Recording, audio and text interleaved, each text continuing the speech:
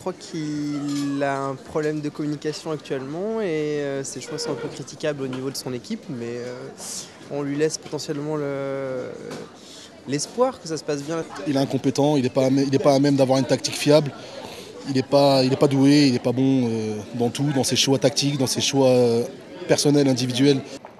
Il est l'homme que les Français adorent détester. Depuis la qualification laborieuse des Bleus pour le mondial, la cote de popularité de Raymond Domenech n'était déjà pas fameuse. Mais depuis leur défaite 1-0 face à la Chine en match amical, elle est au plus bas. Rarement un sélectionneur aura été aussi seul face à une armée de détracteurs. À Lyon, où il est né et où il a grandi, ceux qui ont tapé dans le ballon avec lui ici après l'école n'ont pas vraiment été surpris de le voir arriver il y a 6 ans à la tête de l'équipe de France. Déjà, il avait ce côté un peu leader, mais leader pas péjoratif, toujours à négocier. Ouais, c'était un bon leader. À l'époque, je pense que c'était quelqu'un qui sortait déjà un peu du lot. Raymond Domenech est issu d'une famille catalane qui a immigré à Lyon dans les années 30. Il a 18 ans lorsqu'il intègre l'Olympique lyonnais.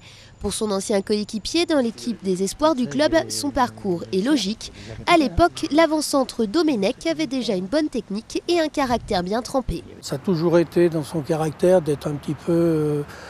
c'est quand même un garçon qui est quand même un petit peu dur.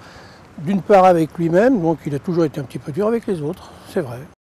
Après Lyon, il y a eu Strasbourg et Bordeaux, 3 clubs avec lesquels il sera champion de France. En 1985, il poursuit sa carrière comme entraîneur, puis en 1993, il commence celle de sélectionneur avec l'équipe de France Espoir, avant de prendre la tête des Bleus en 2004.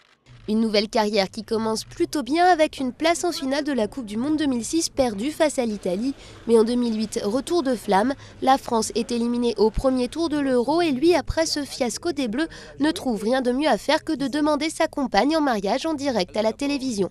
La FFF le maintient malgré tout à son poste. Le Conseil fédéral a maintenu Raymond Domenech dans sa fonction de sélectionneur national. Les critiques fusent, mais Raymond Domenech encaisse les coups en multipliant les maladresses et les déclarations choc.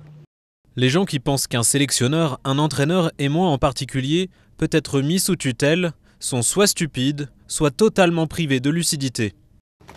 Malgré son impopularité croissante, Raymond Domenech peut tout de même se réjouir d'avoir battu un record, celui de s'être assis 76 fois sur le banc des Bleus.